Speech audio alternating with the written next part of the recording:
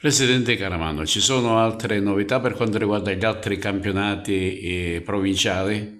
Sì, siamo pronti a partire con i nostri campionati provinciali, a partire dall'Under 17 e dall'Under 15. Abbiamo fatto un girone da 10 e 2 da 7. Diciamo che siamo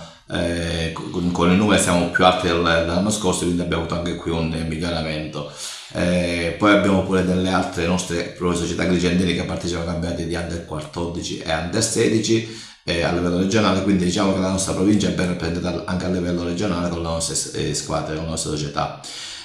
Poi siamo pronti pure a partire con gli esordienti che abbiamo 20 società che hanno aderito, anzi sono iscritte a questo campionato, quindi faremo al più presto a giorni, faremo i gironi, faremo 5 gironi da queste squadre e lì permetteremo a tutti i nostri giovani ragazzi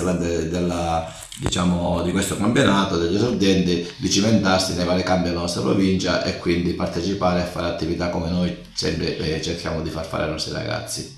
Poi partiamo tutta la serie di attività di base, quindi con i primi calci, pulcini. E infatti la cosa che ci tengo a dire pure è che la nostra delegazione è ben presente, che sarà sempre presente nei vari campi a dare un sostegno o una mano d'aiuto se c'è bisogno alle nostre società per quanto concerne l'attività che svolgeranno l'attività di base. Quindi diciamo che quest'anno la nostra delegazione, come ogni anno d'altronde,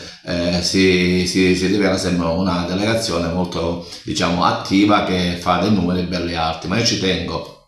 tantissimo che la nostra delegazione, oltre ai numeri che sono importanti, la nostra delegazione fa qualità pure, quindi la qualità è quello che mi interessa e ci fa andare avanti a testa alta. Siamo molto diciamo contenti per ciò che facciamo, perché a livello regionale ci viene riconosciuto per i nostri numeri, per le attività che facciamo, e questo riconoscimento a livello regionale è merito nostro della delegazione, ma soprattutto merito delle nostre società, dei nostri dirigenti, che ringrazio sempre per la collaborazione e per come diciamo